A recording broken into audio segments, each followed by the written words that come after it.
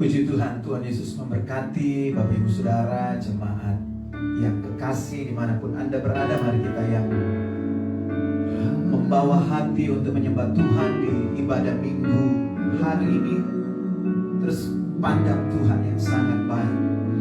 Syakatakaramaya syandaramaya syakatakaramaya namaya syandaramaya namaya namu.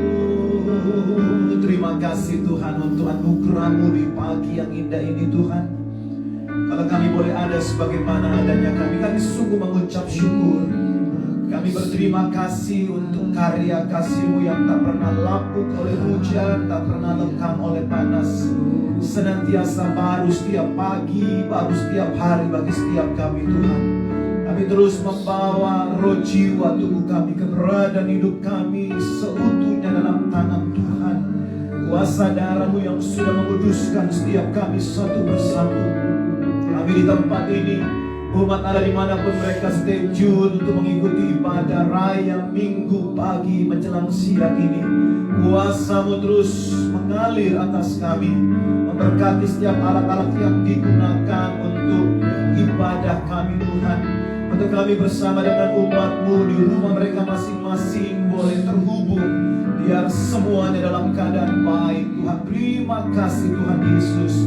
Terima kasih Roh Kudus, ini hati kami, ini keberadaan hidup kami, seluruhnya kami sudah bawa kepada-Mu. Syakata karalabaka syamdanalamayanamu. Haleluya. Yesus Kau kebenaran yang menyelamatkanku.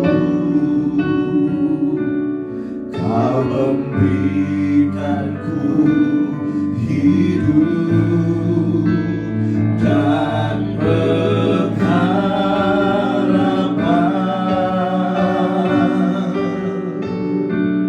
Ku ikut kehendak-Mu, ku perlu anugerah-Mu. Ku nyatakan janji-Ku kepadamu.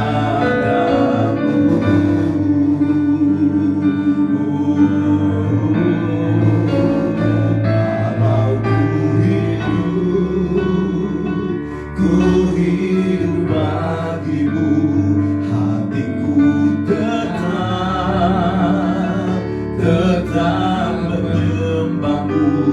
Dunia tak bisa menjauhkanku dari kasih-Mu. Selama ku hidup bagi-Mu, mataku tetap memandang-Mu. Dunia tak bisa menjauhkanku dari kasih-Mu. Lagi katakan, Yesus Kau kebenaran.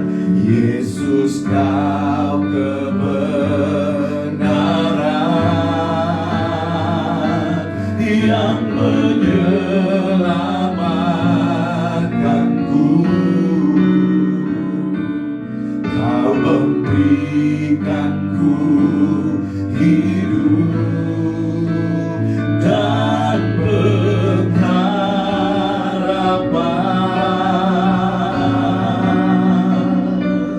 Ku ikut kehendak-Mu,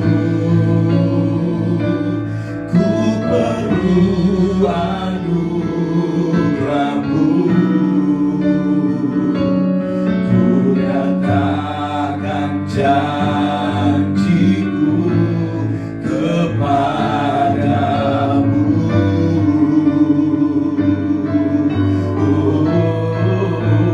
Kalau ku hidup bagi-Mu Tuhan, ku hidup bagi bagimu, hatiku tetap menyembahmu. Dunia tak bisa menjauhkanku dari kasih-Mu. Oh, selama ku hidup bagimu, mataku tetap memandangmu. Dunia tak bisa menjauhkanmu dari kasih-Mu. Oh,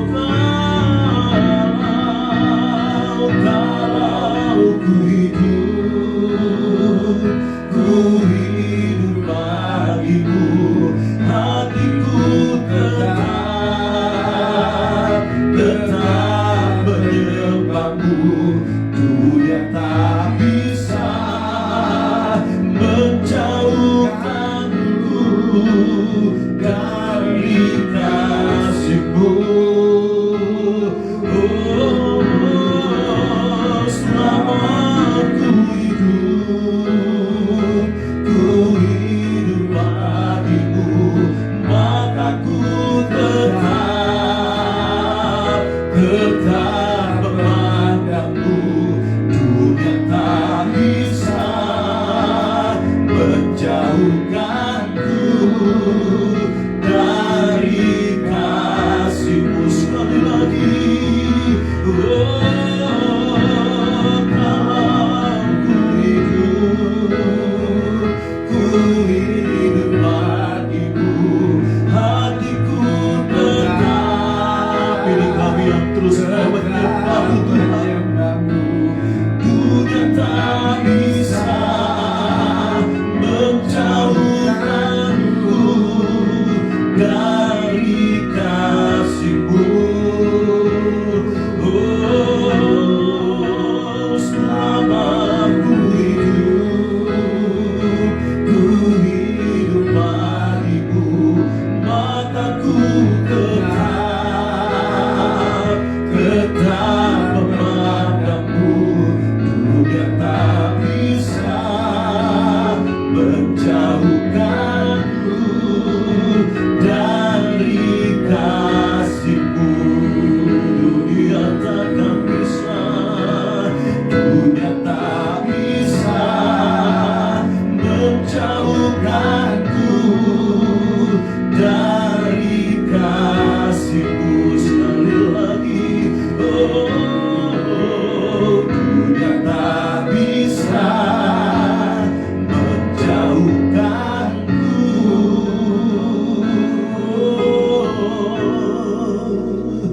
dari kasih-Mu. Ku nyanyi hosana bagi Rajaku yang duduk di tahta. Aku muliakan dan ku agungkan, Kau layak disembah. Ku nyanyi hosana, ku nyanyi hosana, hosana bagi Rajaku yang duduk di tahta. Aku muliakan dan ku agungkan, Kau layak disembah. Lagi nyanyi hosana bagi Yesus, ku nyanyi hosana, hosana bagi Rajaku yang duduk di tahta. Aku muliakan dan ku agungkan, Kau layak sekali lagi, oh,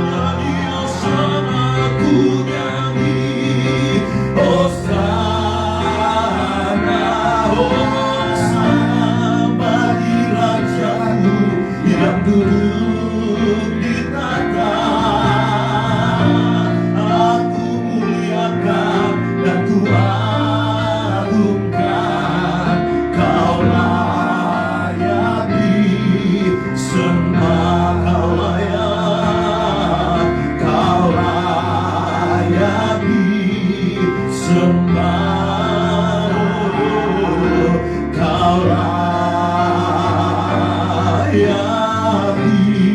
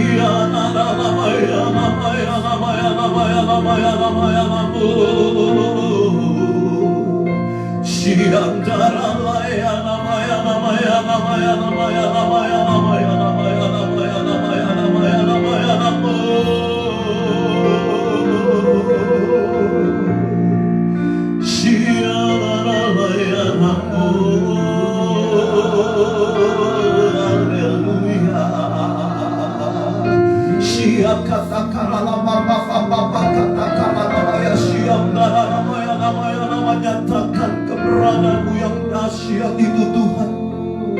Sidang darah atas umat yang terus memanggil nama-Mu Yesus, nama yang perkasa. Sidang darah nama yang menyelamatkan itu. Siantara nama yang memberi kekuatan yang baru bagi setiap kami yang percaya. Siakatakabakan yang menyembuhkan setiap sakit penyakit yang ada. Siantara nama katakan namanya, siantara namanya yang menghiburkan setiap mereka yang mengalami kata-kata tekanan atau intimidasi atau perkara-perkara yang tidak mengenakan Tuhan. Kata kami terus bawa di hadapan-Mu keberadaan tubuh Kristus di bangsa ini. Antara kaya maka kata yang kembali mengalami aniaya Tuhan. Antara nama kami gereja. Kata kebala keselamatan di Sigi Tuhan. Kata di Palolo Sulawesi. Tengah kami bawa mereka dalam tangan Tuhan. Kata belas kasihan-Mu Tuhan mengalir atas Kabupaten Sigi Tuhan, Palolo dan sekitarnya. Kata biar mereka yang melakukan tindakan anarkis itu, Tuhan kami serahkan mereka dalam tangan Tuhan. Engkau melawat mereka dengan cara-Mu Tuhan, sehingga mereka memahami siapa Yesus Kristus Tuhan itu. Siapa dimanapun persembunyian mereka, orang-orang yang tidak bertanggung jawab itu, orang di hutan-hutan belantara di daerah Sigi, Sulawesi Tengah, kami serahkan dalam tangan Tuhan. Karena bagi Tuhan tidak ada perkara yang terselubung dan tersembunyi. Terlalu hebat dan dahsyat Engkau Tuhan. Engkau menjamah setiap orang-orang yang tidak bertanggung jawab itu, apapun motivasi dan keberadaan mereka, jamah dan lawan mereka Tuhan. Kata-kata untuk keluarga yang mengalami Tuhan kehilangan mereka yang dikasihi Tuhan. Kata-kata beri penghiburan yang sempurna bagi mereka. Bahkan setiap kami tubuh Kristus di bangsa ini Tuhan. Ajar kami dapat bersikap benar seperti yang Kau inginkan kami bersikap di hari-hari ini.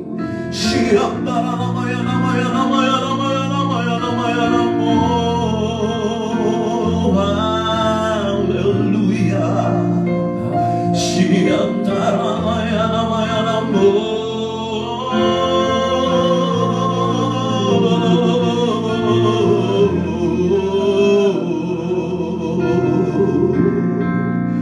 Terima kasih Tuhan. Orapakah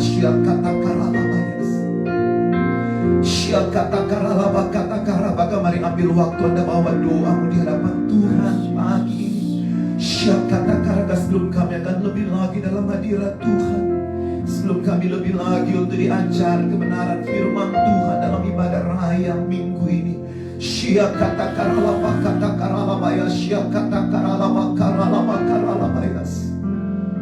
Terima kasih Tuhan. Engkau firman yang sudah menjadi manusia. Engkau yang diam di antara umat-Mu Tuhan.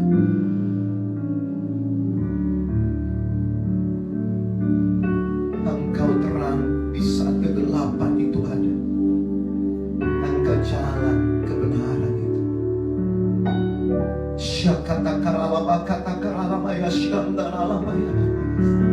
Mari angkat hati, tengadahkan hatimu di hadapan Tuhan.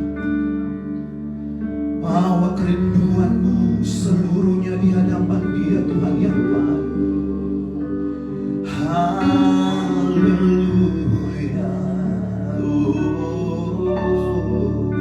Firman jadi manusia,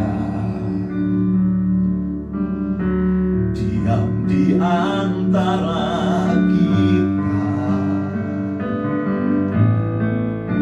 ada hidup terang bagi manusia. Engkau datang bagi kepunyaanmu. Lagi firman jadi manusia, firman jadi manusia, diam di antara kita. Ada hidup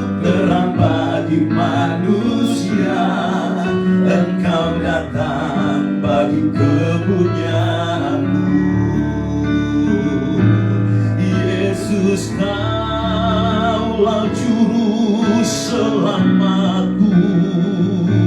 Ku akui Kau Tuhan bagiku. Kau terang bagi saat gelapku. Kau pintu bagi setiap jalan. Yesus, Kaulah juru selamatku. Ku akui Kau Tuhan bagiku. Kau terang bagi saat gelapku. Kau pintu bagi setiap jalan.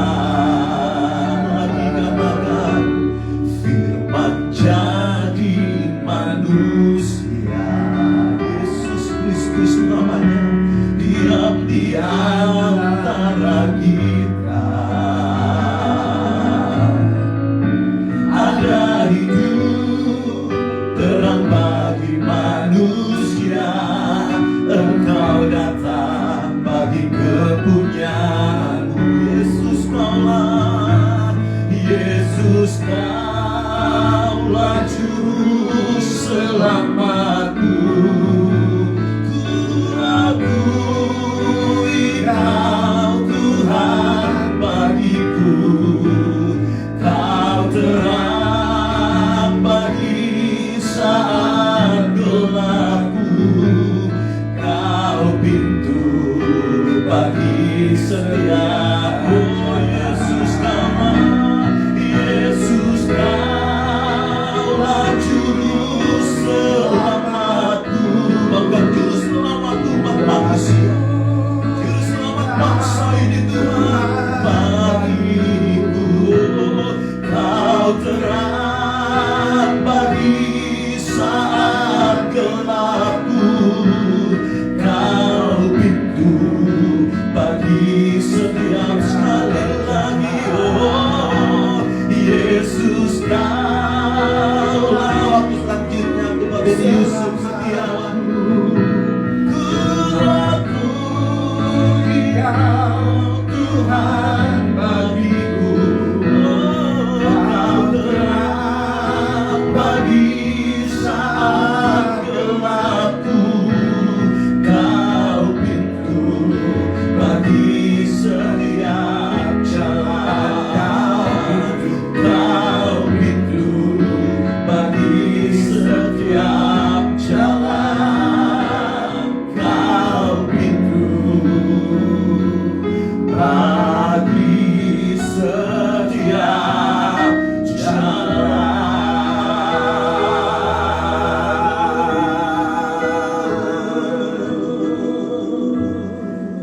Terima kasih Yesus, kami boleh ada di dalam hadirat-Mu, biar Engkau terus bersemayam dan bertahta di atas puji-pujian umat-Mu, dan Engkau terus melawat kami, bahkan saat kami memuji Engkau, saat kami juga mendengarkan firman-Mu. Biar nama Tuhan yang menjadi fokus, Yesus Kristus saja yang mendapatkan perhatian penuh dalam ibadah kami, di dalam nama Tuhan Yesus Kristus. Haleluya. Haleluya. Amin. Thank you Jesus.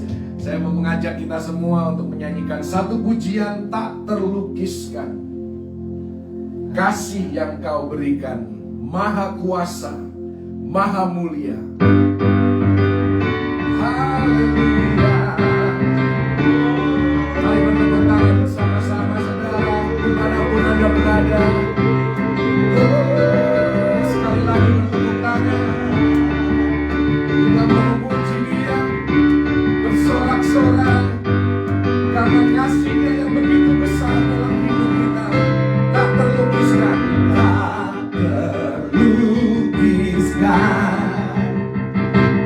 Kasih yang Kau berikan, Karya termegah, karya termegah, tiada bandingannya. tiada bandingannya. rasakan dekap kasih-Mu. Dekap kasih-Mu setia menjagaku. Kan ku nyatakan bahwa Yesuslah Tuhan, Maha Kuasa, Maha Mulia. Kau bertahta atas semesta, Maha Kuasa, Maha Mulia, dulu sekarang sampai selamanya.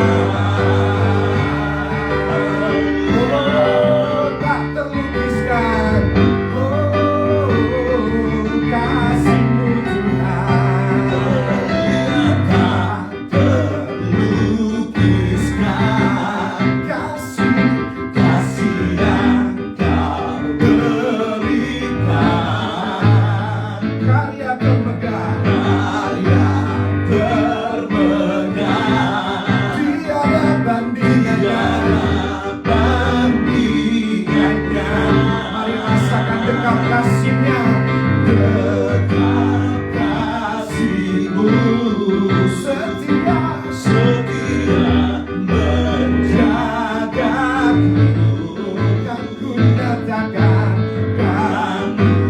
nyatakan bahwa Yesuslah Yesuslah Tuhan, Maha Kuasa, Maha Mulia. Kau berkata atas semesta.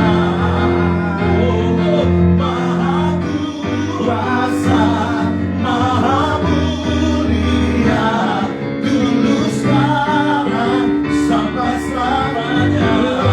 Maha Kuasa, Maha Kuasa, Maha Mulia, Kau berkata atas semesta.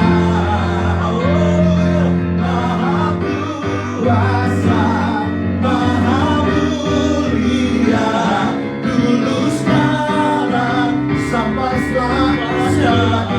Maha Kuasa, Maha Kuasa, Maha Mulia, Kau berkata atas semesta. Maha Kuasa, Maha Mulia, dulu sekarang sampai selamanya. Dulu sekarang sampai selamanya.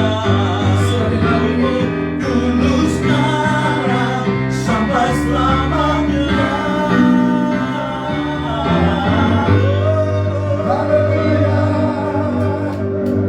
Haleluya. Haleluya. Satu pujian lagi kita mau nyanyikan. Serukan namanya, Yesus Tuhan Raja. Haleluya.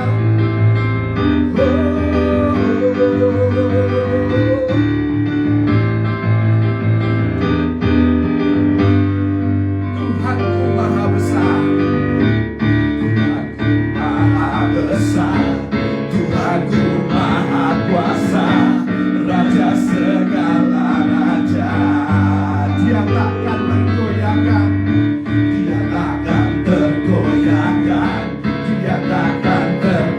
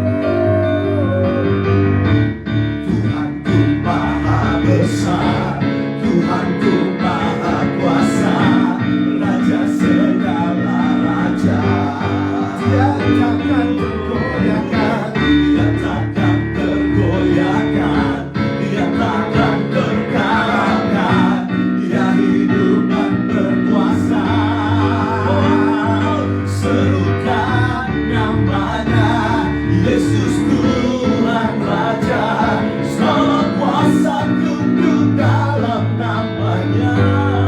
Dia luar biasa. Luar biasa, perkasa mulia. Yesus nama di atas segala nama. Serukan namanya. Yesus Tuhan Raja. Segala kuasa tunduk dalam namanya. Dia luar biasa. Luar biasa, perkasa mulia. Yesus nama di atas segala nama. Sekali lagi kita mau berikan pujian ini. Dan kita mau nyatakan lebih lagi. Oh Tuhan, kita lebih besar dari segalanya. Tuhanku maha besar. Tuhanku maha besar, Tuhanku maha kuasa, Raja segala raja. Dia takkan tergoyahkan. Dia takkan tergoyahkan, dia takkan terkalahkan. Dia hidup dan berkuasa. Serukan namanya, Yesus Tuhan Raja. Segala kuasa tunduk dalam namanya. Dia luar biasa. Luar biasa, perkasa mulia. Yesus nama di atas segala nama. Serukan namanya, Yesus Tuhan Raja. Segala kuasa tunduk dalam namanya. Dia luar biasa, perkasa mulia. Yesus nama di atas segala nama. Yesus nama di atas segala nama. Yesus nama di atas segala nama.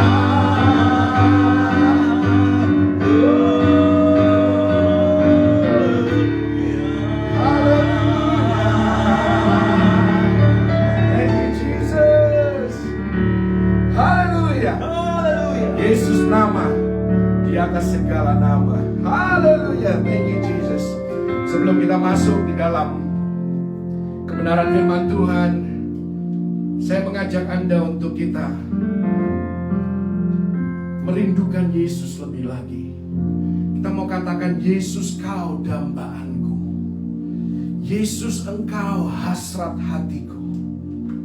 Satu hal yang selalu kurindu, kehadiranmu.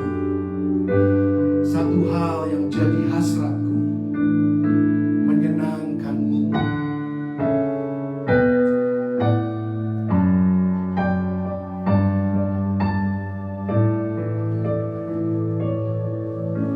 Satu hal yang selalu kurindu, kehadiranmu.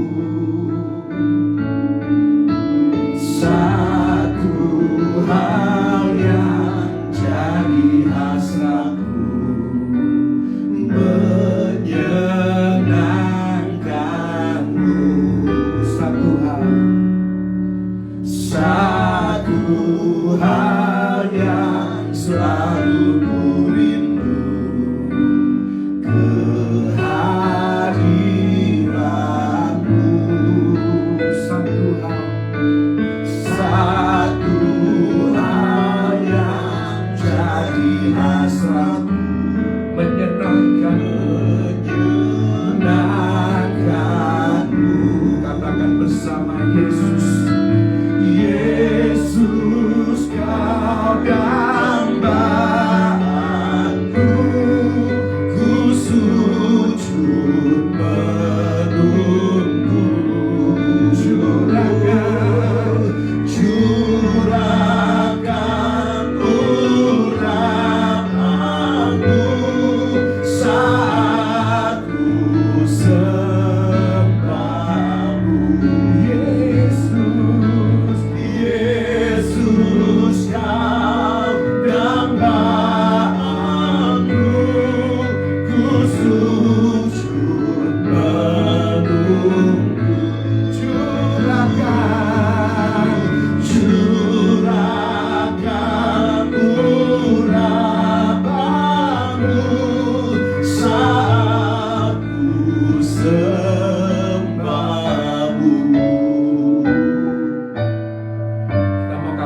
hadirat-Mu melingkupiku. Hadirat-Mu melingkupiku, menenangkanku, menenangkanku. kini ku membawa hidupku, Kini ku membawa hidupku, basuh diriku. basuh diriku. Sekali lagi katakan hadirat-Mu. Hadirat-Mu melingkupiku, Menenangkanku, menenangkanku. Kini ku membawa hidupku, basuh diriku. Yesus, Kau dambaan ku sujud penuh.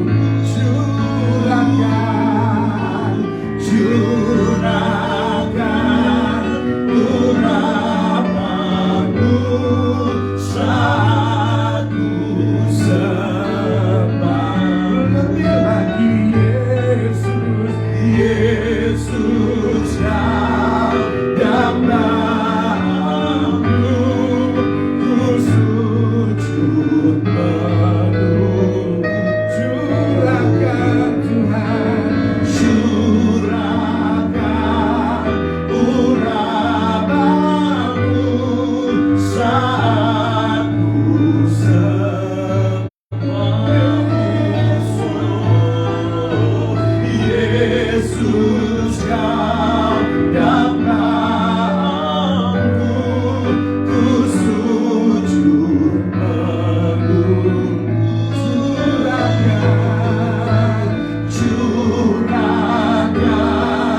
urapan-Mu saat ku sembah-Mu. curahkan urapan-Mu,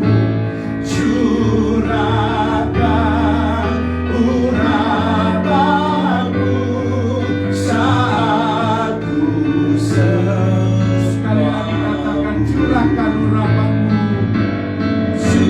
Curahkan urapan-Mu saat ku sembah-Mu.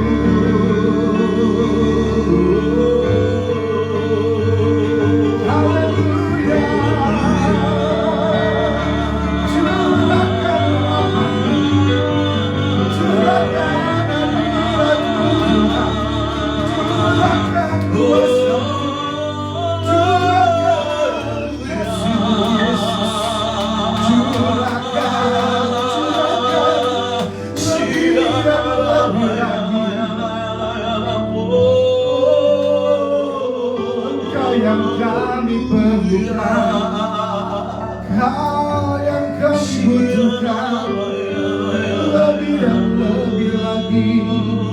Engkau dambaan kami, Engkau hasrat hati kami. Oh, lingkupi kami, tenangkan kami. Jesus, kuasai hidup kami, penuhi hidup kami, bawa kami lebih lagi.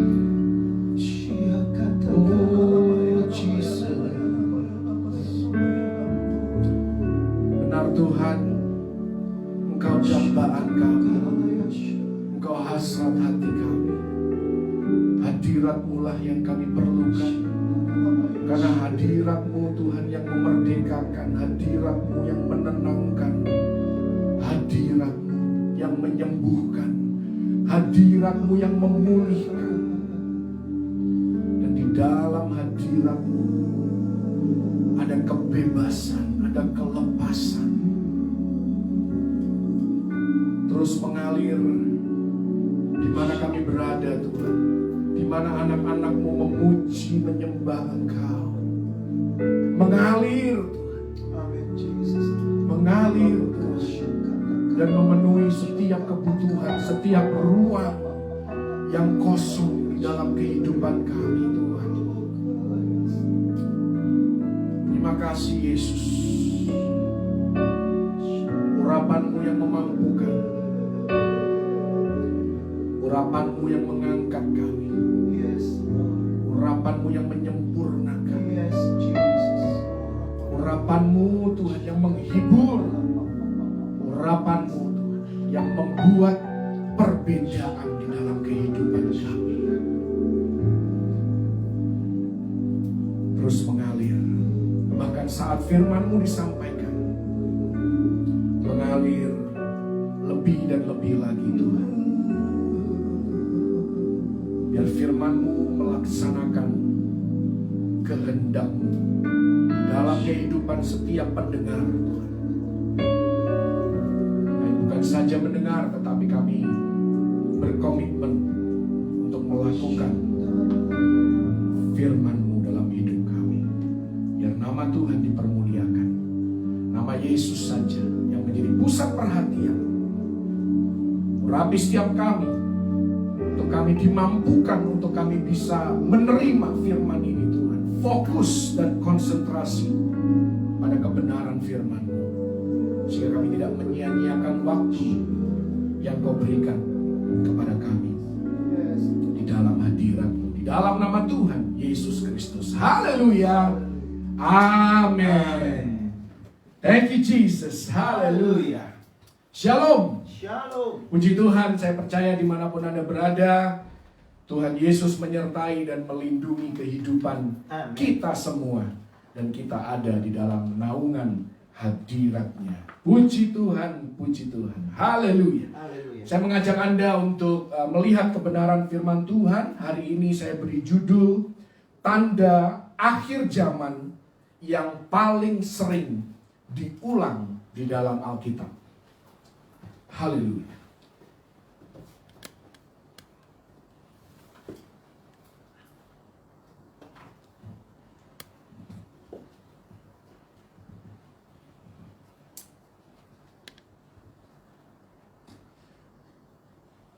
Haleluya.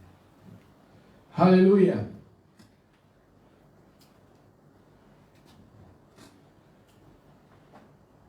Kita masih di bulan November, belum masuk ke bulan Desember.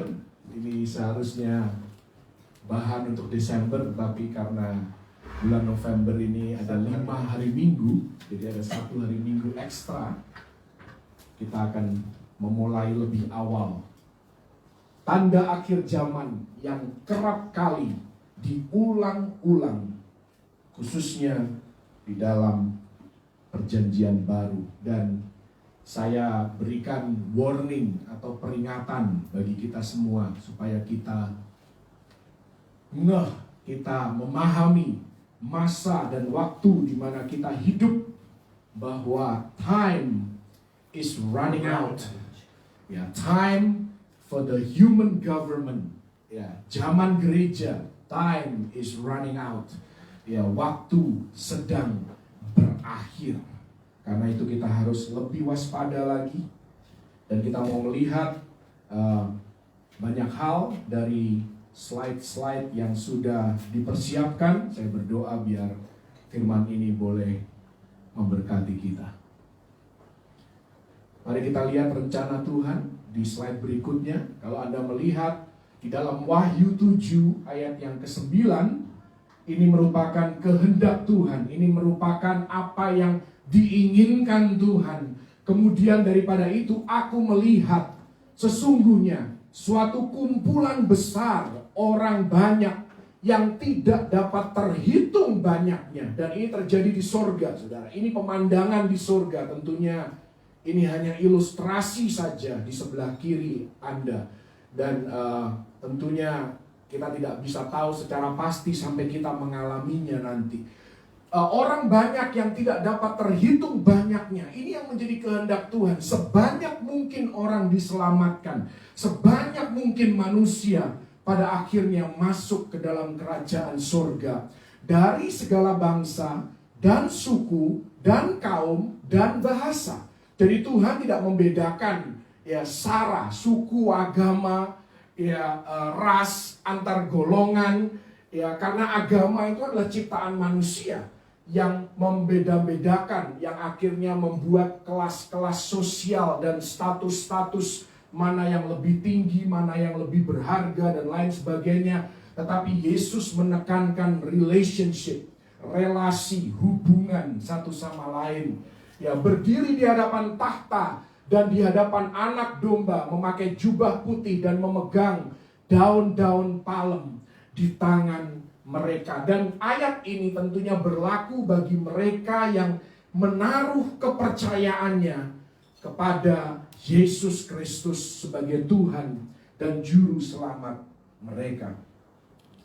Mari kita lihat tentang akhir zaman di slide yang berikutnya, bahwa akhir zaman semakin kita mendekati akhir daripada pemerintahan manusia, maka secara kerohanian bumi ini keadaannya juga akan semakin gelap. Jadi akhir zaman di sini sama dengan periode rohani yang paling gelap di sepanjang sejarah keberadaan bumi. Dan kalau Anda melihat di sebelah kiri, ya ini ada berbagai jenis kosakata yang kita kenal hari-hari ini dengan hoax, dengan kebohongan, dengan tipu daya, kepalsuan, dan lain sebagainya. Banyak sekali kata-kata di dalam bahasa Inggrisnya, saudara. Hoax, misleading, pseudo, counterfeit, ini palsu, saudara. Deception, ya, dan lain sebagainya. Sham, ya, substitute, swindle, ya, unreal, liar, mocking. Ya, mocking ini menghina, menghujat satu sama lain. Ya, jadi kita sudah tahu tadi di dalam Wahyu 7 ayat 9 merupakan kehendak Tuhan, rencana Tuhan. Tuhan mau sebanyak mungkin manusia ya selamat masuk surga. Tetapi setan punya kehendak yang lain, yaitu dia ingin menggagalkan tuaian Tuhan atas jiwa-jiwa dan mencegah dunia, mencegah manusia untuk berpaling kepada Kristus. Kita harus menyadari di sini bahwa apa yang dilakukan oleh iblis itu selalu berlawanan dengan apa yang dilakukan oleh Tuhan. Apa yang menjadi kehendak Tuhan itu selalu dilawan, ditentang oleh iblis dan setan. Karena itu, karena Tuhan kepengen sebanyak mungkin manusia diselamatkan, maka setan menjelang hari-hari terakhir di bumi ini, dia mengutus pasukan penyesat dengan dua hal terutama. Yang pertama, melalui tanda-tanda yang menyesatkan, yang menjauhkan orang dari Kristus dan bukan mendekatkan seseorang dari Kristus. Tidak semua mujizat itu dari Tuhan, dan tidak semua mujizat itu mendekatkan seseorang kepada Tuhan. Yang kedua, ya ini utusan setan, yaitu guru atau ajaran palsu yang tentunya menyesatkan manusia. Dengan cara demikianlah, maka setan berusaha untuk menggagalkan rencana Tuhan, tuaian Tuhan atas sebanyak mungkin jiwa-jiwa diselamatkan. Mari kita lihat peringatan Yesus. Ya, ini adalah hal pertama yang dijawab oleh Yesus, yang diresponi oleh Yesus ketika dia ditanya apa yang menjadi tanda kedatangannya yang kedua. Jadi dalam Matius 24, Yesus sedang duduk bersama-sama dengan para muridnya yang adalah perwakilan bangsa Yahudi. Dan di sana Yesus ditanya, apa yang menjadi tanda kedatanganmu? Dan jawaban Yesus yang pertama itu ditulis di ayat yang keempat ini, saudara. Dan inilah yang menjadi deskripsi Yesus tentang akhir zaman yang terus-menerus diulang-ulang. Ya. Jawab Yesus kepada mereka, waspadalah supaya jangan ada orang yang menyesatkan kamu. Jadi peringatan pertama tentang akhir zaman, tanda akhir zaman yang paling ditekankan oleh Yesus itu bukan perang, bukan banyaknya bencana alam, bukan perkembangan teknologi, bukan siapa antikris yang semua ini dicari dan diteliti oleh manusia. Tetapi Yesus berkata, waspadalah terhadap penyesatan. Ini peringatan pertama dan akan terus diulang-ulang di dalam perjanjian baru. Sebab banyak orang akan datang dengan memakai namaku dan berkata, akulah Mesias. Dan mereka akan menyesatkan banyak orang. Perhatikan berapa kali kata yang sama, menyesatkan, muncul di ayat-ayat ini, saudara. Ayat 11, banyak nabi palsu akan muncul dan menyesatkan banyak orang. Kata menyesatkan di sini artinya pelanau. Pelanau di dalam bahasa Yunaninya, dalam bahasa aslinya, itu artinya seseorang yang mengembara, seseorang yang mengambang. Jadi tidak jelas, bahwa terkadang kita berpikir bahwa orang yang sesat itu kelihatan sekali bahwa dia tersesat atau dia terhilang. Tetapi bukan itu kata yang dipakai. Kata yang dipakai, orang ini hanyut. Dia tidak tertancap secara kokoh pada suatu posisi. Dia tidak punya prinsip yang kuat terhadap suatu doktrin. Dia adalah seorang pengembara rohani, seorang yang hanya mengapung-apung di dalam kehidupan rohaninya. Dia hanya ikut-ikutan apa yang sedang trending di dunia kerohanian. Ayat 24 dikatakan, sebab Mesias-Mesias palsu dan nabi-nabi palsu akan muncul, dan mereka akan mengadakan tanda-tanda yang dahsyat dan mujizat-mujizat, sehingga sekiranya mungkin mereka menyesatkan orang-orang pilihan juga. Bayangkan saudara, penyesatan yang terjadi hari-hari ini dan yang akan datang, itu bahkan di sini dikatakan Tuhan sendiri memperingatkan orang-orang pilihan pun bisa saja terseret. Ini peringatan yang perlu kita waspadai, yang perlu kita camkan dengan serius. Tetapi puji nama Tuhan, Tuhan tidak akan membiarkan hal ini terjadi. Terhadap siapakah perlindungan Tuhan akan penyesatan? Itu kita bisa lihat di slide yang berikutnya. Ini yang harus kita miliki. Ini yang harus kita doakan. Ini yang harus kita punyai di akhir zaman ini, saudara. Miliki kasih akan kebenaran. Karena mereka yang tersesat, mereka yang hanyut, mereka yang mengalami erosi kerohanian di dalam kehidupan mereka adalah mereka yang tidak memiliki kasih akan kebenaran. Apa maksudnya kasih akan kebenaran? Artinya kenalilah kebenaran yang sejati. Kenalilah doktrin yang benar, yang akurat, seperti yang Tuhan mau, seperti yang otentik dari Tuhan. Banyak orang karena mereka takut perpecahan akhirnya kompromi dengan doktrin atas nama toleransi. Kita bertoleransi, kita memang harus hidup bertoleransi satu sama lain karena kita manusia yang tidak sempurna. Tetapi di dalam hal doktrin tidak ada yang namanya toleransi. Doktrin kita harus pas, harus akurat, haruslah otentik seperti kebenaran itu sendiri. Dan sekali lagi, mujizat bukanlah bukti keberadaan Tuhan. Bukti keberadaan Tuhan adalah doktrin. Karena mujizat bisa saja dilakukan oleh iblis dengan kuasa setan. Ya, tetapi yang namanya doktrin, doktrinlah yang membuktikan otentisitas, originalitas daripada Tuhan dan karya Tuhan. Jadi bagaimana kita mendeteksi pengajaran palsu, doktrin yang tidak benar, ya hal-hal yang menyesatkan di akhir zaman? Kuncinya ada pada pengajaran. Karena itu pengajaran penting. Anda boleh menjadi orang Kristen yang ngeroh, itu tidak ada salahnya. Tetapi Anda harus mengimbangi kehidupan Anda dengan pengajaran yang kuat.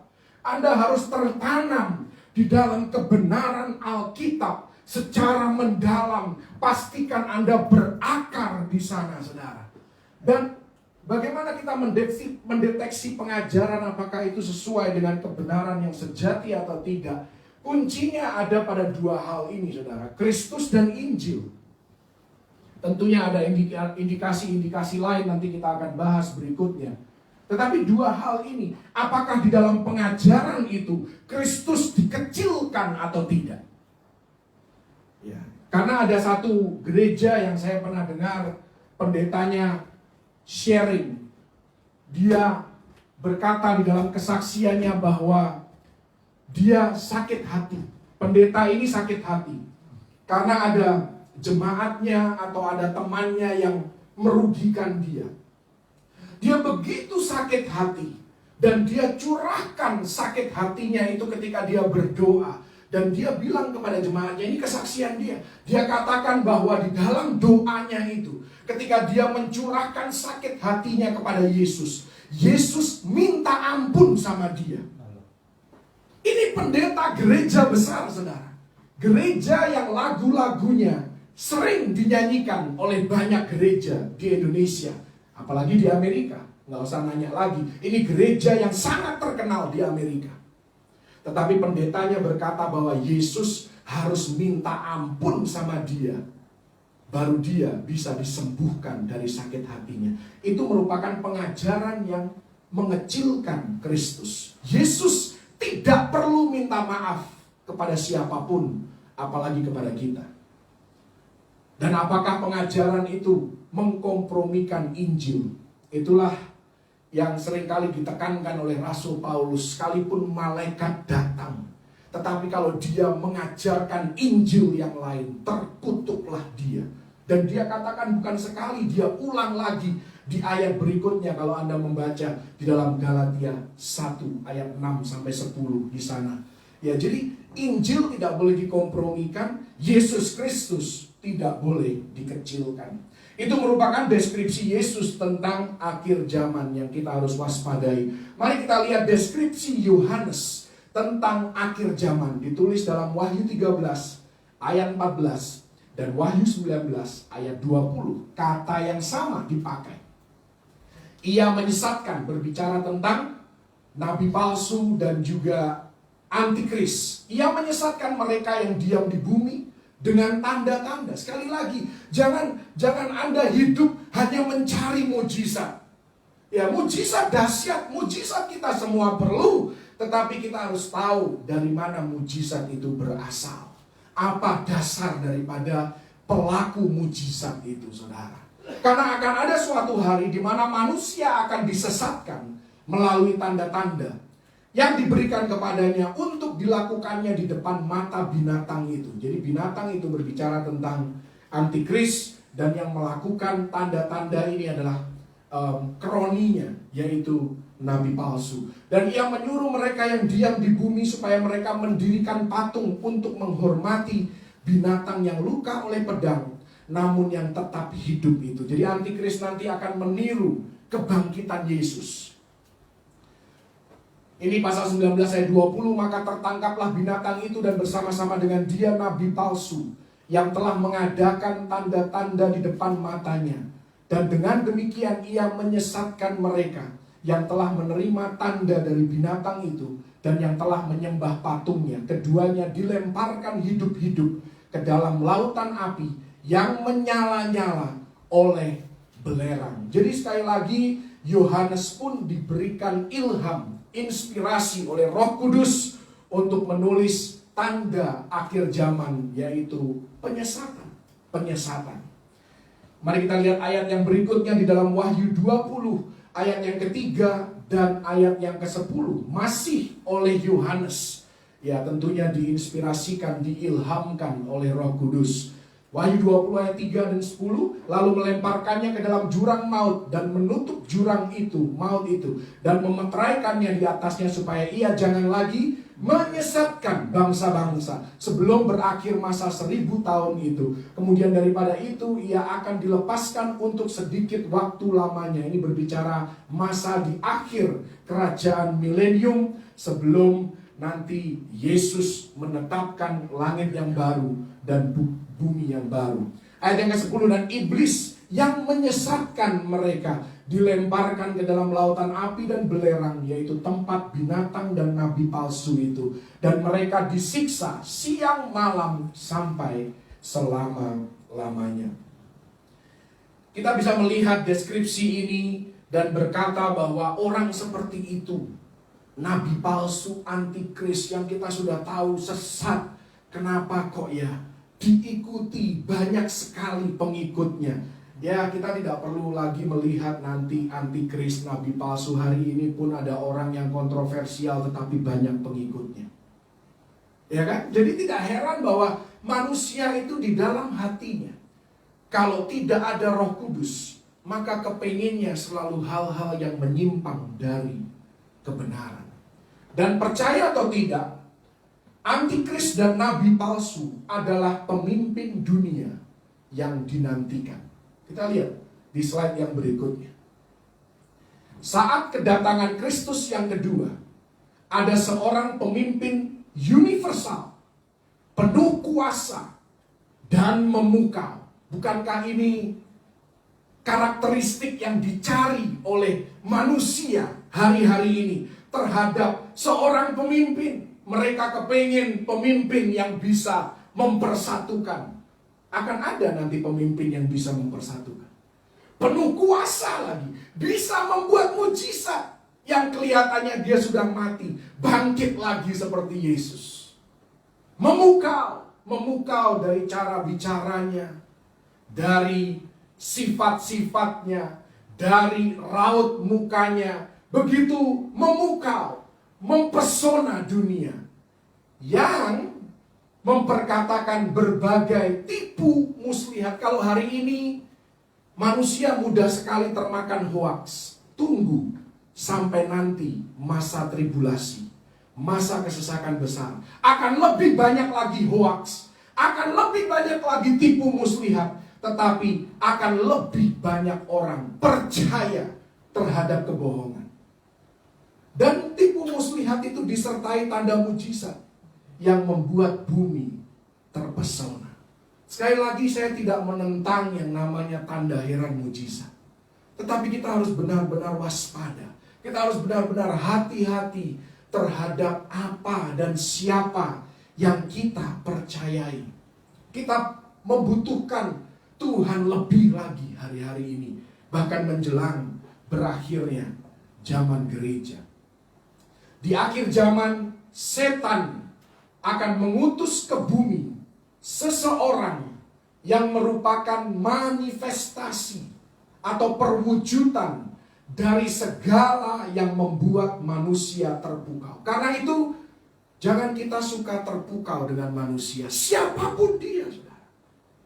Ya, saya percaya khususnya ya orang-orang yang suka mencari-cari figur publik yang kepenginnya orang itu bisa menyelamatkan bangsa dan negaranya. Saya berharap supaya Anda menaruh pengharapan Anda hanya kepada Tuhan. Dan bukan kepada politik. Bukan kepada sistem ekonomi dunia. Akan muncul seorang manusia yang jenius, yang memikat hati, yang begitu menarik seperti Yesus Kristus, tapi bukan Yesus. Yang begitu baik hati, ini Superman-nya setan. Kalau Anda familiar, kalau Anda suka dengan film-film Marvel, ya film superhero, apapun itu, The Avengers, Superman, Batman, Anda tahu, kalau Anda research benar-benar film-film itu, kuasa yang mereka miliki, the power yang mereka miliki, itulah yang akan didemonstrasikan oleh antikris dan nabi palsu bersama dengan kroni-kroni mereka selama masa kesesakan besar. Jadi film-film itu memberikan gambaran kepada kita, ya kita tahu bahwa Tuhan sanggup melakukan semua itu, tetapi semua film itu memberikan gambaran tentang kuasa setan, tentang kuasa dari kerajaan kegelapan. Suatu hari akan muncul Superman-nya, setan. Dan Superman ini, saudara, punya 33 nama di Alkitab. Bayangkan betapa spesialnya orang ini. Tidak heran manusia kepengen tahu siapa dia, mencari-cari siapa dia. Tetapi peringatan Yesus di akhir zaman ini, jangan menanti-nantikan antikris, nanti-nantikan kedatangan Yesus kali yang kedua. Itulah yang harus dilakukan oleh gereja, bukan menanti-nantikan kapan the mark of the beast, kapan tanda sang binatang akan mulai diimplementasikan. Itu bukan urusan kita. Urusan kita adalah fokus pada Yesus. Antikris punya 33 nama di Alkitab dan dirujuk di dalam 27 pasal oleh Yesus sendiri, oleh Paulus, oleh Yohanes, dan oleh Daniel. Dan dalam waktu singkat, karena begitu memukau, namanya juga Superman. Kalau ada hari ini Superman mendarat ya di depan rumah Anda, pasti Anda kepengen selfie, Anda kepengen ya kenalan, Anda kepengen mengalami kuasanya dan lain sebagainya. Akan muncul suatu hari hal seperti itu dalam waktu yang singkat. Karena Superman-nya setan cuma punya waktu 7 tahun untuk memikat dunia. Dalam waktu yang singkat, hampir seluruh dunia akan mengikuti dia, terkecuali orang-orang yang punya kasih akan kebenaran. Kalau kita punya kasih akan kebenaran, kita tidak akan terpukau. Sehebat apapun dunia tawarkan, kita tidak akan terpikat. Kenapa? Karena kita tahu kebenaran, kita terpikat kepada Sang Juru Selamat kita. Dan ini merupakan realita yang paling menyedihkan bagi umat manusia yang hatinya cenderung menginginkan pilihan yang salah. Kenapa? Ini merupakan hal yang menyedihkan. Kita lihat di slide berikutnya. Ketika Yesus datang ke dunia ini, Yesus adalah kebenaran yang sejati. Dia datang, tetapi cuma sedikit orang yang percaya, hanya sedikit orang yang mengikuti dia. Bahkan setelah mujizatnya memberi makan 5.000 orang, pengikutnya berkurang secara drastis. Ini setelah mujizat. Yesus cuma bilang, akulah roti hidup. Apa sih susahnya untuk dicerna dan dipahami? Bagi mereka itu hal yang sangat sulit. Dan akhirnya banyak orang. Ini mujizatnya. Ini ketika mereka mulai pergi dan menggeleng-geleng kepala, mereka tidak mengerti apa yang dimaksud oleh Yesus. Mereka merasa pengajaran Yesus keras dan lain sebagainya. Akhirnya Yohanes 6 ayat yang ke-66, saya percaya ini bukan kebetulan ayatnya 666. Pengikut Yesus berkurang secara drastis. Betapa kontrasnya sejarah kehidupan Yesus sebagai manusia di bumi dan antikris nantinya di bumi. Antikris dinanti-nantikan oleh manusia dan banyak orang akan tertarik kepada dia. Yesus ditolak semua orang. Yang tadinya mengikuti dia, menolak dia. Inilah fakta yang menyedihkan. Saya berdoa biar semua orang yang mendengar firman ini tidak terhitung di dalam orang-orang yang murtad, orang-orang yang tidak percaya kepada Yesus. Mari kita lihat deskripsi Paulus sekarang tentang akhir zaman. Tadi sudah Yesus, Yohanes, sekarang Paulus. Dalam 2 Tesalonika 2 ayat 1-3 tentang kedatangan Tuhan kita Yesus Kristus dan terhimpunnya kita dengan Dia, kami minta kepadamu saudara-saudara, supaya kamu jangan lekas bingung dan gelisah, baik oleh ilham roh maupun oleh pemberitaan atau surat yang dikatakan dari kami seolah-olah hari Tuhan telah tiba. Janganlah kamu memberi dirimu disesatkan orang dengan cara yang bagaimanapun juga.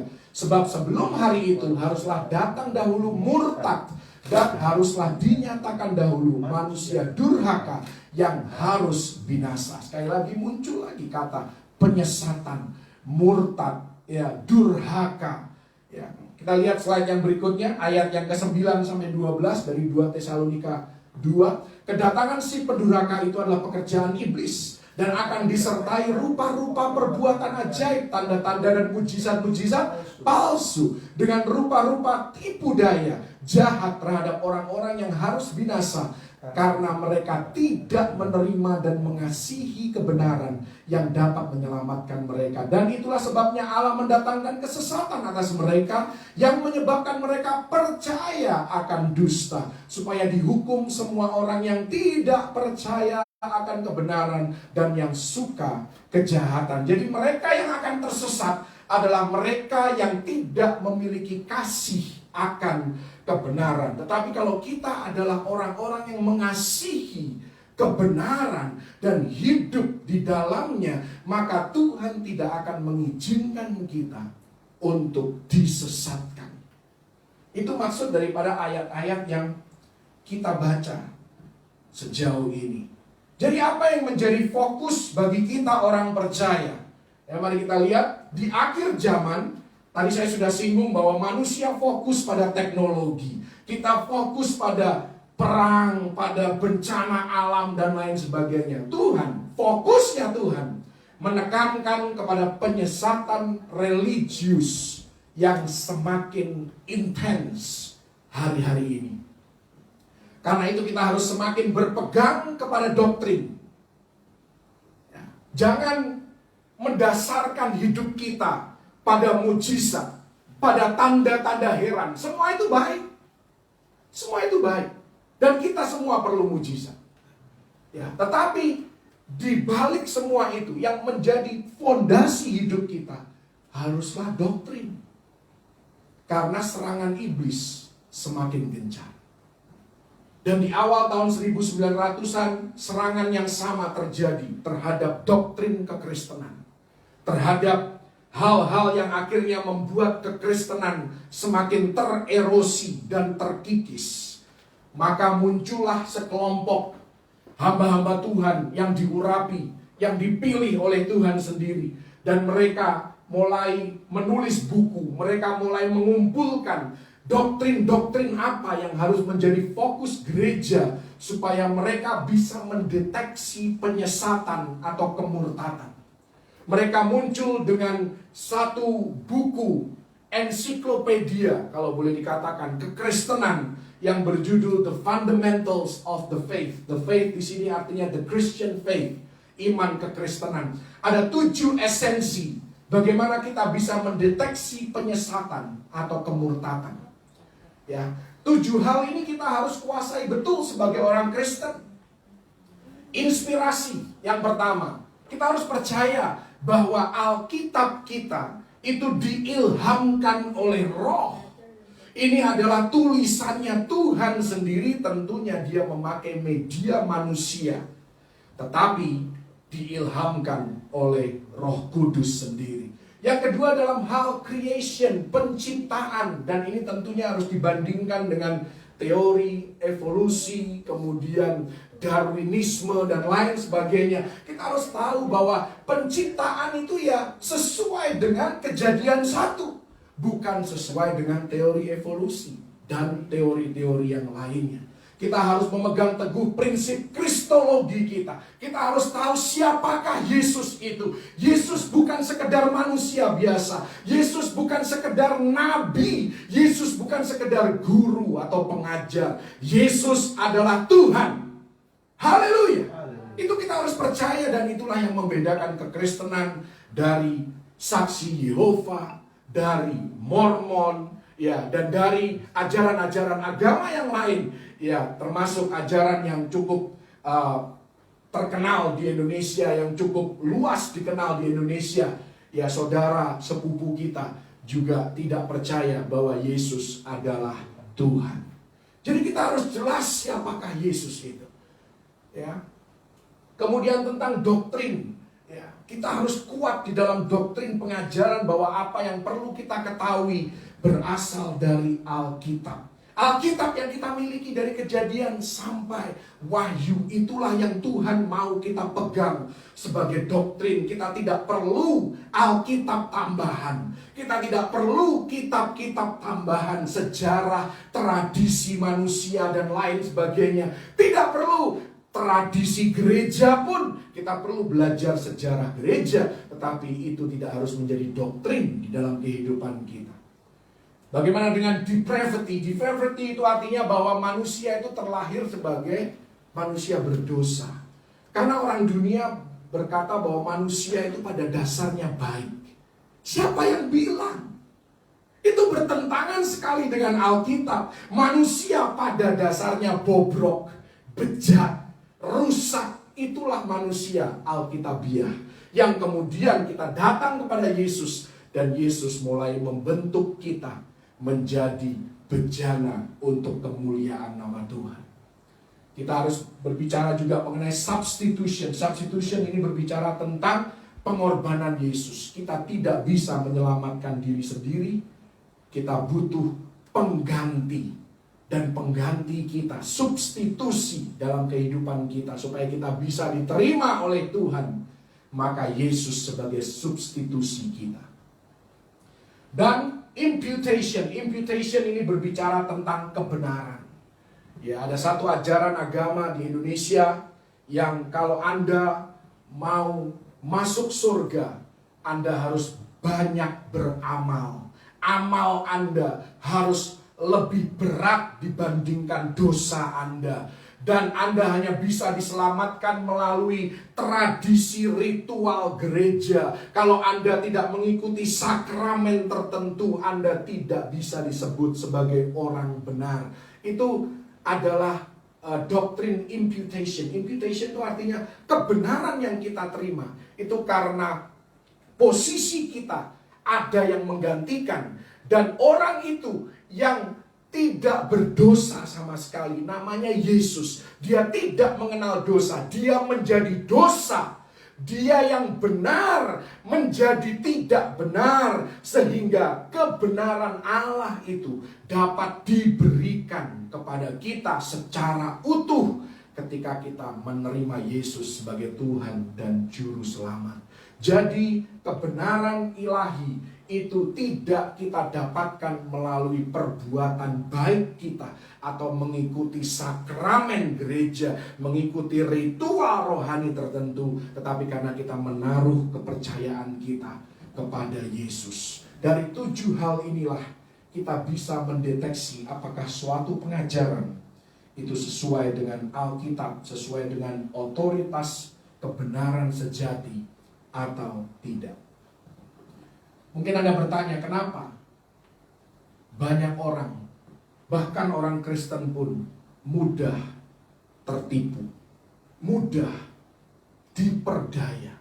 Saya mau membahas itu sampai akhir khotbah saya, hanya beberapa slide saja. Saya mau menunjukkan beberapa statistik yang memberikan indikasi kenapa orang Kristen itu semakin lemah di dalam kepercayaan mereka, khususnya dalam hal doktrin. Kita lihat slide yang berikutnya.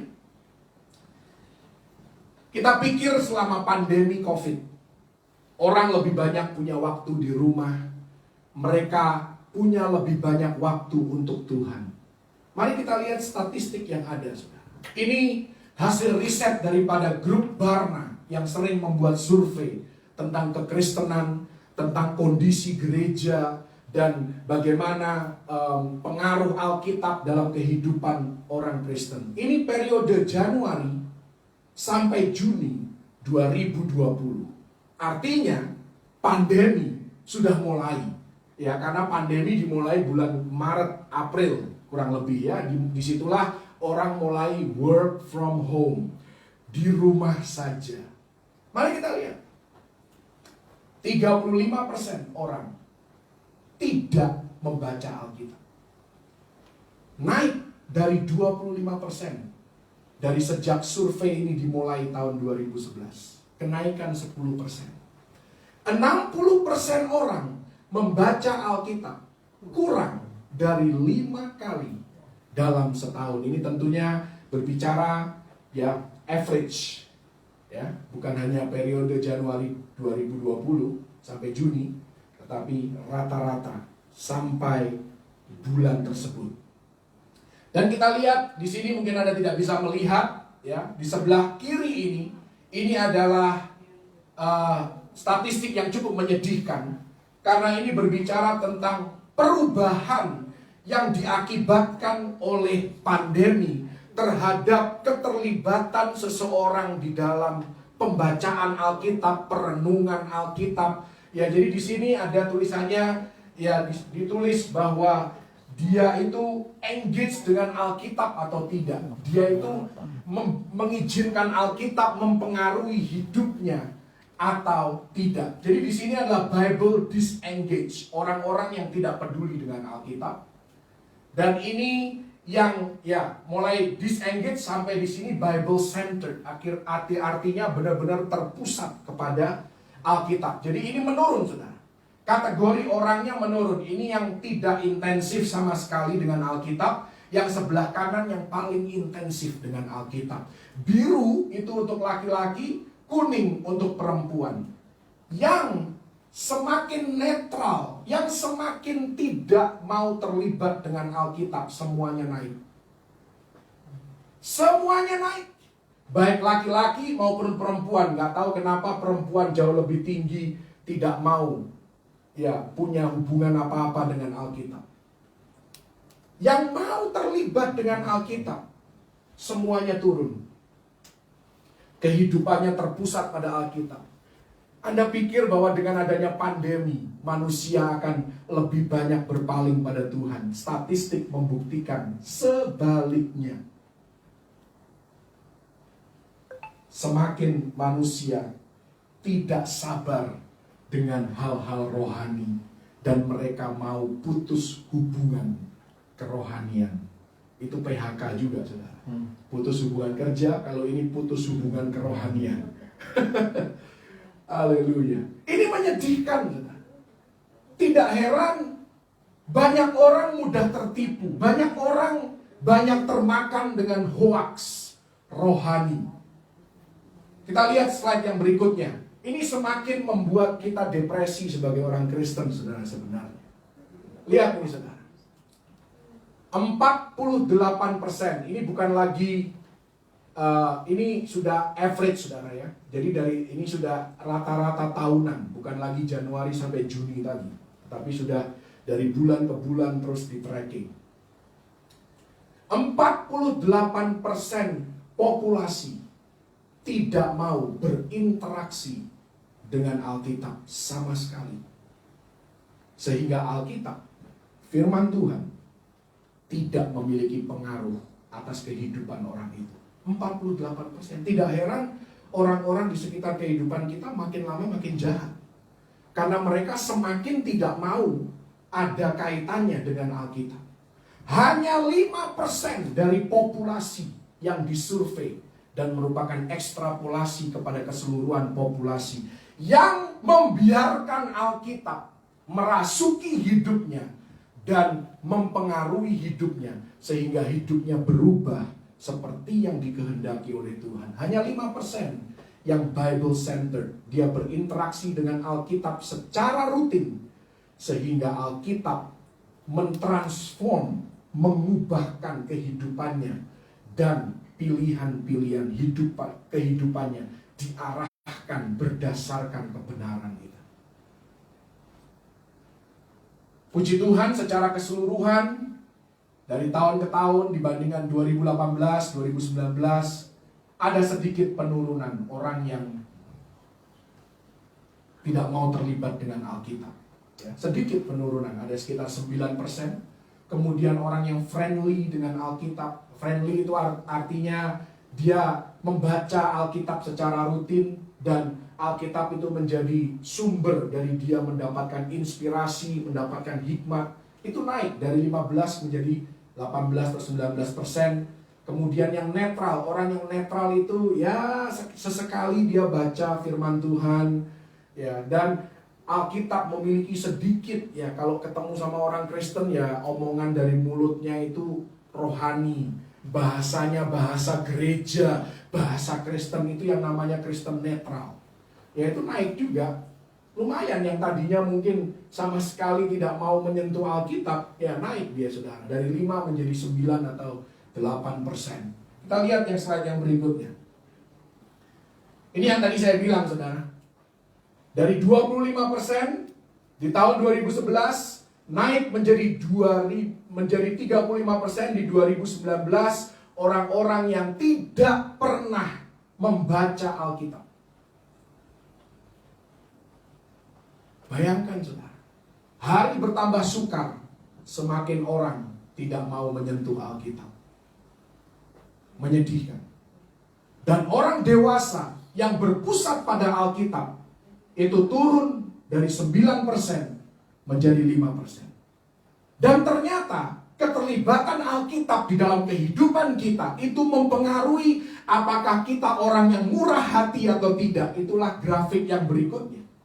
Ini berbicara tentang berapa banyak yang diberikan secara rata-rata dalam setahun oleh orang-orang yang berkontribusi kepada suatu organisasi non-profit. Itu termasuk gereja di dalamnya.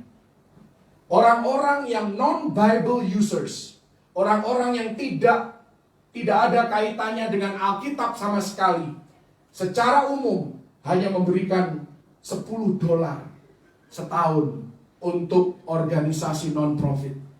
Sedangkan Bible users itu bisa sampai $500 setahun. $500 berapa uang Indonesia? Kali 15.000 lah. Ya kan? 7 juta lebih. 7,5 juta. Dan inilah grafik. Ya, kalau seluruh populasi diambil, seluruh orang dewasa rata-rata hanya memberikan kepada non-profit organization itu $100 setahun. Kalau orang yang hidupnya berpusat pada Alkitab itu $1.000. Jadi bagaimana pengaruh Alkitab terhadap kemurahhatian seseorang? Ya. Jadi di sini kita bisa menarik kesimpulan orang yang pelit itu orang yang tidak mengerti kebenaran. Orang yang tidak mengerti firman Tuhan. Karena semakin kita tidak memahami firman Tuhan, semakin pelit hidup kita. Ini terbukti dari statistik ini, saudara. Semakin disengage, semakin kecil persembahannya, semakin kecil uang yang dia sumbangkan kepada organisasi non-profit. Oke, slide yang terakhir.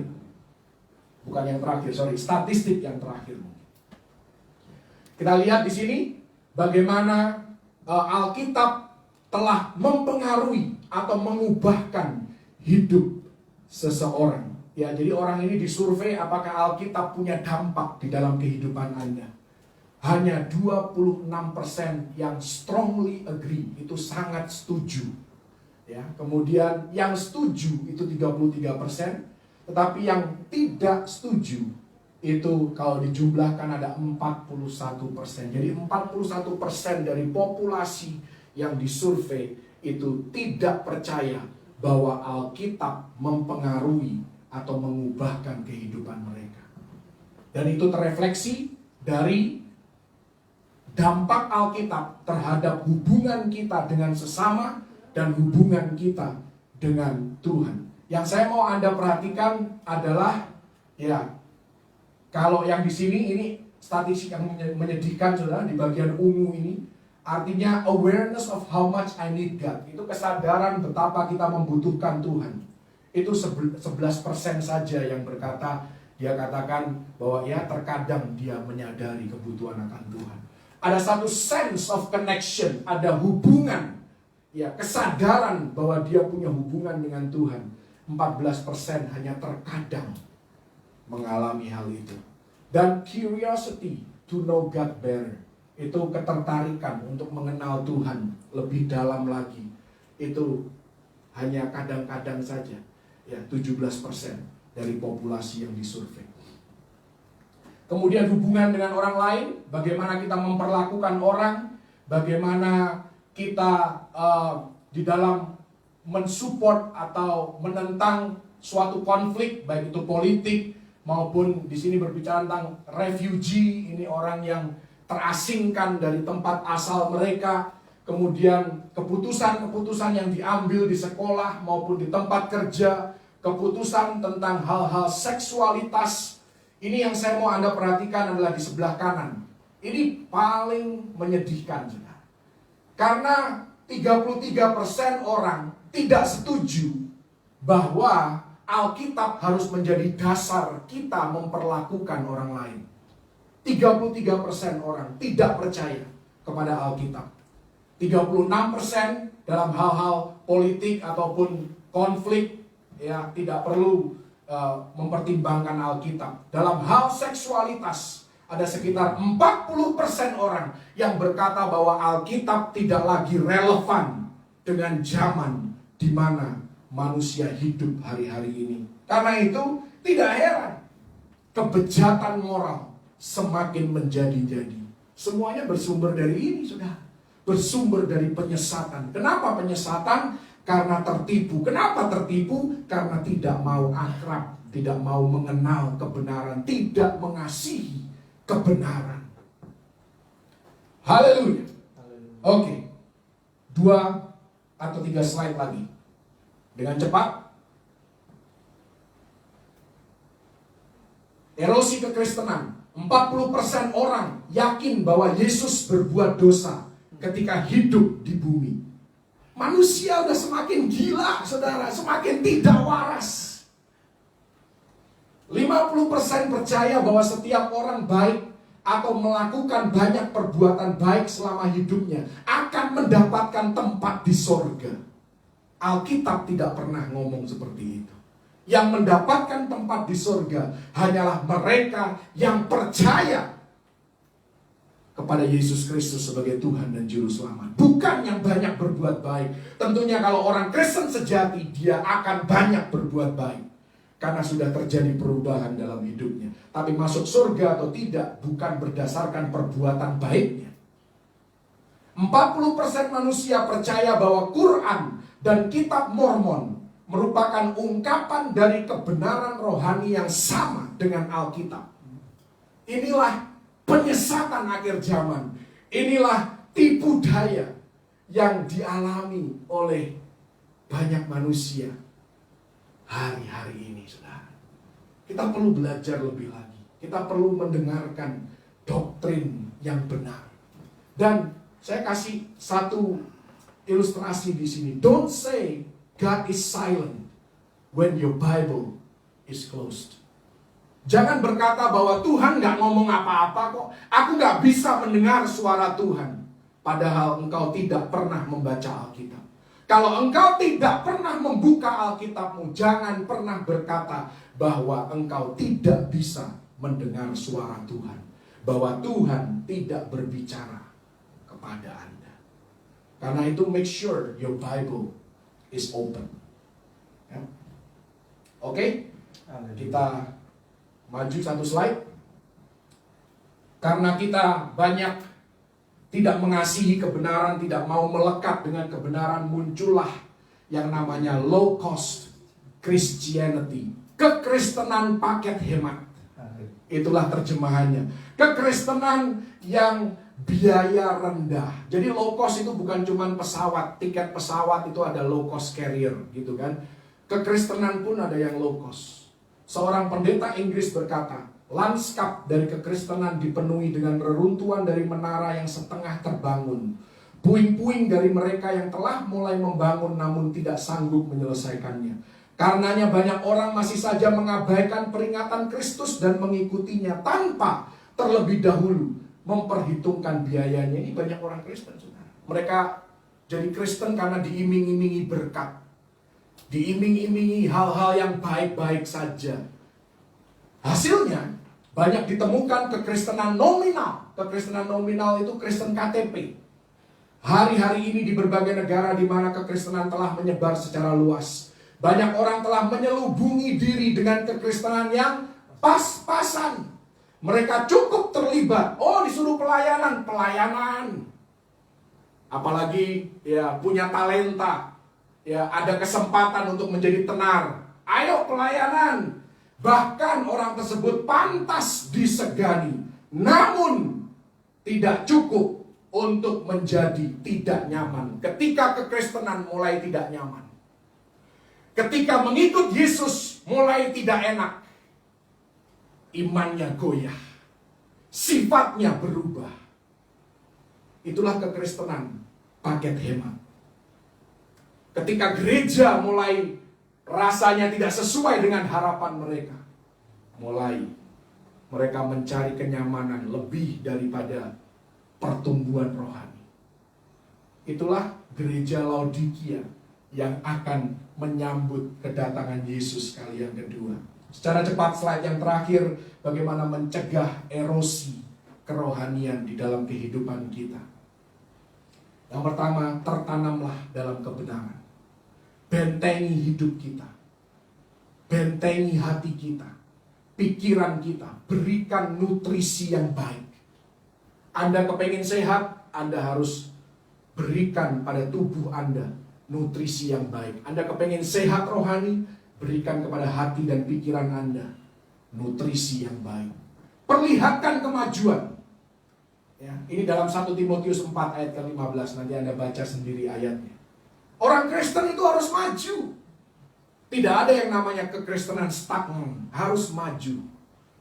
Menunjukkan bukti progres, ada kemajuan, semakin baik, semakin murah hati, semakin baik hati, semakin setia, semakin bisa menguasai diri, dan seterusnya. Menjadi pariwara yang baik bagi Tuhan, menjadi iklan yang baik bagi Tuhan. Di tengah angkatan yang bengkok hatinya dan yang sesat, bukan ikut-ikutan bengkok dan ikut-ikutan sesat. Banyak orang berkata, Yesus aja duduk dengan orang berdosa. Iya, tapi dia tidak ikut berdosa. Itu perbedaannya dan kita harus tahu perbedaannya. Haleluya. Filipi 2 ayat yang ke-15, supaya kita didapati tidak bercacat celah, membawa hormat dan kemuliaan bagi nama Tuhan. Tuhan Yesus memberkati. Amin.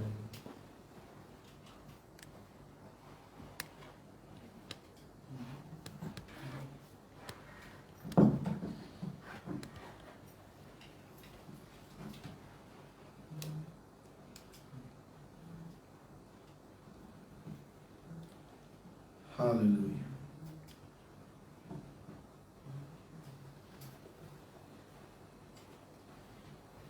Kita nyanyikan satu pujian sebagai respon kita terhadap firman Tuhan. Kita mau katakan, ubah hatiku seputih hatimu, setulus salibmu, kasihmu Tuhan. Biar mataku seperti matamu, pancarkan kasihmu. Ku mau jadi sepertimu.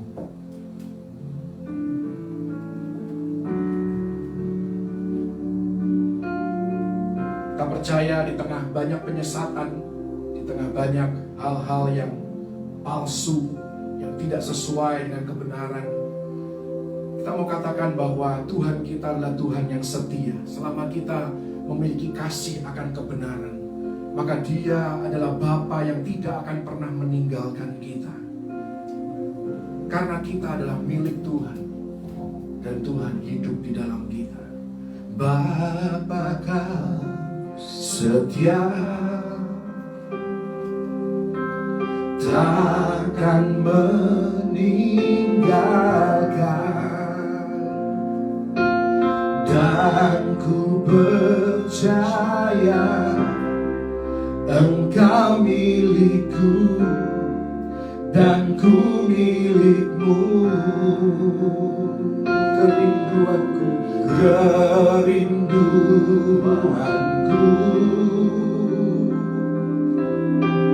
tinggikan namamu, karena ku tahu Engkau dalamku dan ku dalammu. Ubah hatiku seputih hatimu, setulus salibmu, kasihmu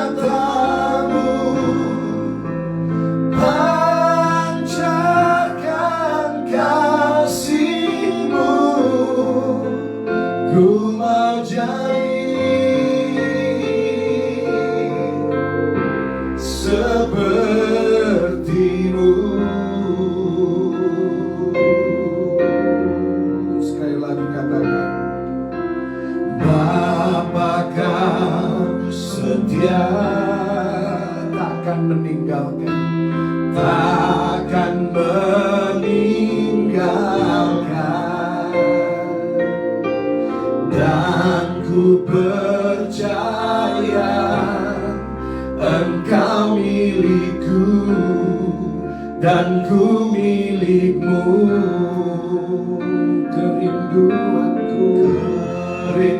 Kerinduanku,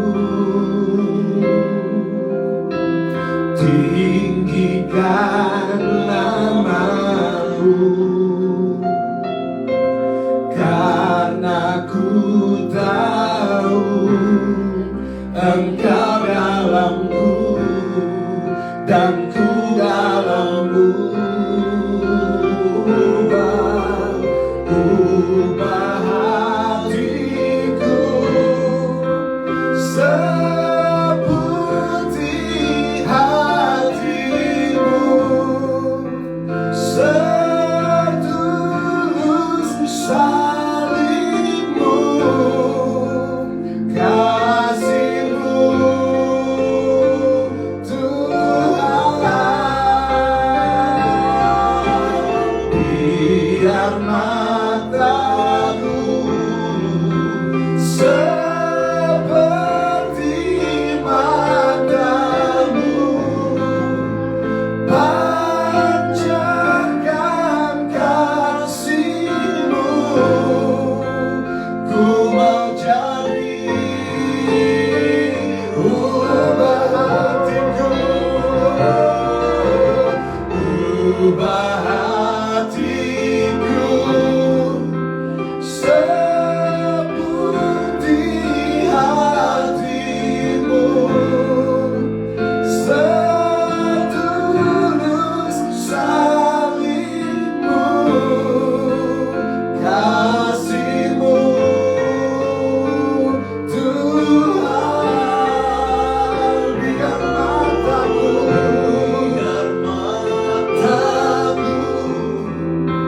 seperti matamu,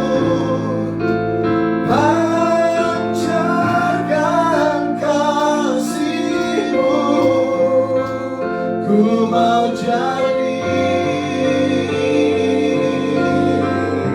sepertimu.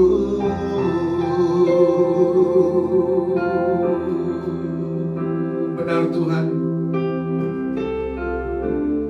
kami percaya pada kasih setiamu yang tidak akan pernah meninggalkan kami. Terus isi kehidupan kami dengan kasih akan kebenaran itu Tuhan. Dan biar kami bukan saja membaca dan mendengar firman-Mu, tetapi kami boleh melakukan firman-Mu sehingga terbukti kemajuan di dalam kehidupan rohani kami.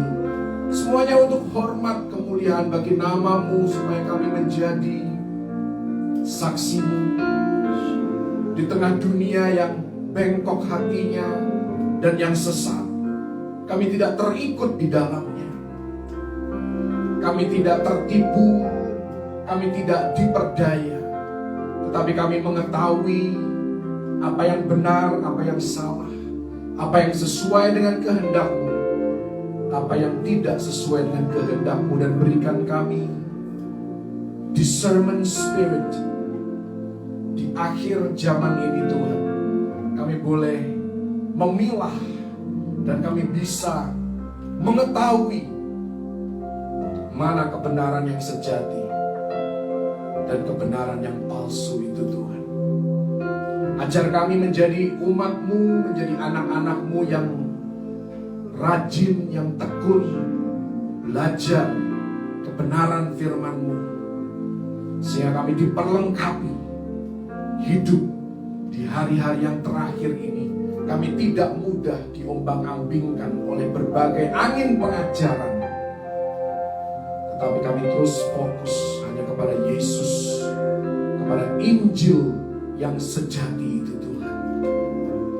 Dan kami percaya ketika kami terus bergantung dan mengandalkan Engkau, Engkau tidak akan membiarkan orang-orang pilihan-Mu mengalami penyesatan. Terima kasih untuk kesetiaan-Mu. Terima kasih untuk janji-Mu.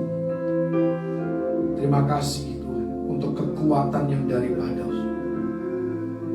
Karena kami tidak bisa berbuat apa-apa, dapat tanpa Engkau. Kami perlu Engkau lebih lagi. Terus tarik kami Tuhan, mendekat kepadamu, melekat dengan hati-Mu dan kebenaran-Mu Tuhan. Berikan kami kepekaan oleh suara Roh Kudus, berbicara, menuntut, memimpin hidup kami. Bahkan ketika kami hendak menyimpang, Engkau yang memberikan rambu-rambu itu Tuhan. Engkau yang membawa kami kembali ke jalan yang Engkau kehendaki. Meteraikan firman-Mu, biar kami menjadi orang-orang Kristen yang terhitung di dalam orang-orang yang semakin tertancap di dalam kebenaran yang sejati, tinggal di dalam Kristus dan tidak menyimpang dari jalan dan kehendak Tuhan yang sempurna. Terima kasih Tuhan. Terima kasih Yesus untuk ibadah di mana kami boleh terlibat di dalamnya. Kami boleh mengikutinya sekalipun secara online. Kami percaya lawatan-Mu di tempat ini sama dengan lawatan-Mu dimanapun anak-Mu berada. Tuhan, terus Engkau memberkati dan Engkau terus melindungi setiap kami di dalam aktivitas kami sehari-hari, keluar masuk kami, pekerjaan, bisnis, sekolah, daripada anak-anak-Mu, semuanya ada di dalam berkat, perlindungan dan penyertaan Tuhan. Engkau Tuhan yang menjauhkan kami dari segala mara bahaya, celaka maupun maut. Virus, bakteri, penyakit tidak dapat menyentuh tubuh kami. Kami diberikan kesehatan ilahi, kekuatan ilahi, sehingga kami tidak ada yang lemah, tidak ada yang sakit, tapi kami beroleh kekuatan yang baru. Sukacita surgawi adalah kekuatan bagi jiwa kami. Biar itu memenuhi hati, jiwa, pikiran kami Tuhan. Setiap senjata yang ditempa terhadap kami dan keluarga besar kami tidak akan berhasil di dalam nama Tuhan Yesus Kristus.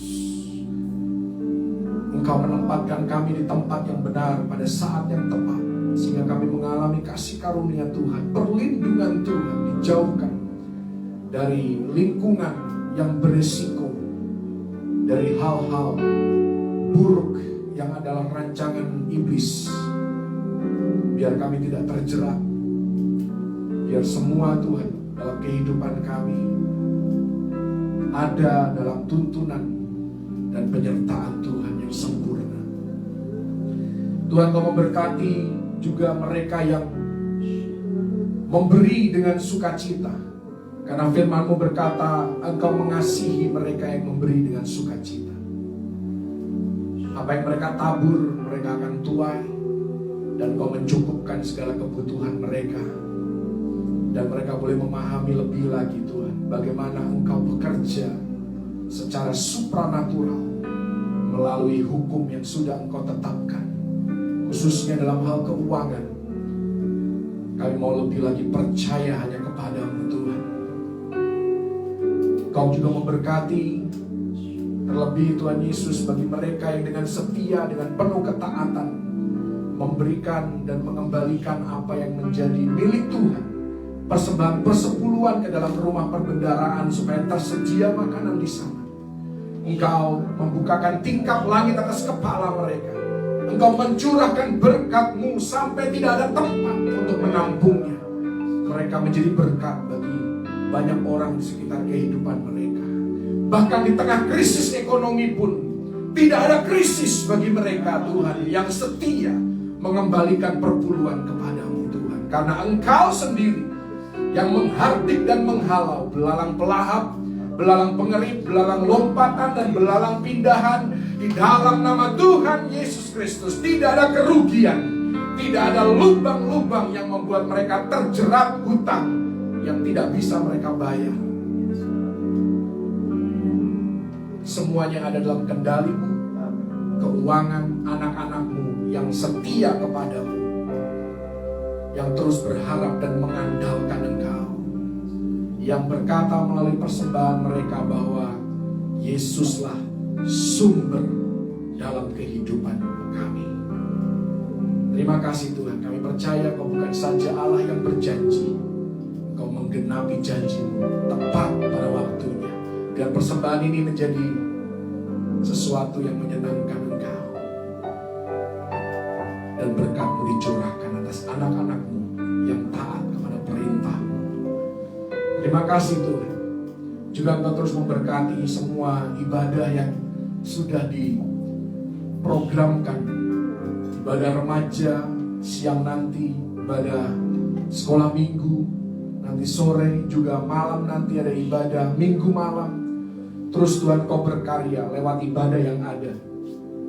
Engkau memberkati mereka yang ikut di dalamnya. Karena tidak ada yang sia-sia dari apa yang kami lakukan untuk Engkau, bagi Engkau. Terima kasih Tuhan. Juga ibadah-ibadah tengah minggu Tuhan, dari Senin sampai Sabtu Engkau yang memberkati, Engkau yang melawat, dan Engkau yang membuat segala sesuatu berjalan dengan baik. Dan lebih banyak orang lagi diberkati melalui ibadah yang disiarkan dari tempat ini. Nama Tuhan dipermuliakan. Terima kasih Tuhan.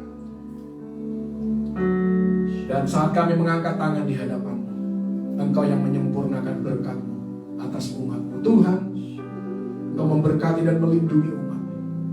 Engkau menyinari umat-Mu dengan wajah-Mu dan memberikan kasih karunia-Mu. Engkau menghadapkan wajah-Mu kepada umat-Mu dan memberikan kepada mereka damai sejahtera yang berlimpah-limpah di dalam segala keadaan. Mulai hari ini sampai Maranatha, Yesus datang kali yang kedua, bahkan sampai selama-lamanya. Di dalam nama Tuhan Yesus Kristus, terima berkat yang terbaik dari Bapa Surgawi dan umat yang terus berpengharapan hanya kepada Tuhan Yesus Kristus. Mari sama-sama katakan amin.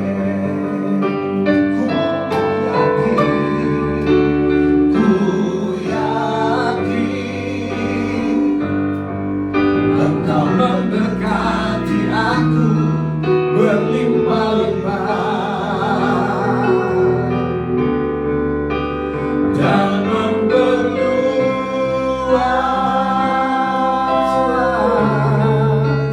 daerahku, dan ku yakin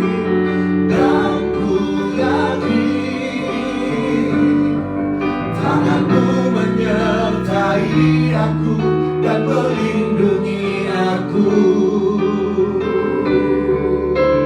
daripada malapetaka, sehingga kesakitan tidak menimpa aku. Tuhan, Tuhan mendengarkan dan menjawab doaku.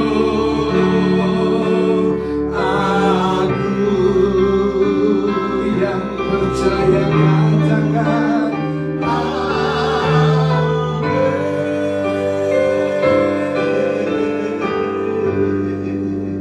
Beberapa pengumuman sebelum ibadah ini diakhiri. Ibadah remaja pukul 2 siang waktu Indonesia bagian Barat. Ibadah sekolah minggu pukul 4 sore waktu Indonesia bagian Barat. Semuanya melalui Zoom, yang undangannya ada di link yang dikirimkan. Kemudian ibadah minggu malam tetap di akun Facebook. Anda bisa mengikutinya mulai pukul 8 waktu Indonesia bagian Barat. Dan ibadah-ibadah yang lain berjalan sesuai yang dijadwalkan. Saya percaya keterlibatan Anda, partisipasi Anda pasti diberkati dan mengalami lawatan Tuhan lebih lagi di dalam kehidupan Anda. Bagi Anda yang mau memberikan persembahan perpuluhan, Anda bisa mentransfernya ke nomor rekening BCA 523-014-5247. Sekali lagi, nomor rekening BCA 523-014-5247 atas nama GBI Geraha Bethel Mount Hermon. Tuhan Yesus memberkati persembahan Bapak Ibu, saudara-saudari yang dikasihi oleh Tuhan Yesus Kristus. Dengan ini Ibadah kami sudah selesai. Selamat hari Minggu. Tuhan Yesus memberkati. Shalom. Shalom.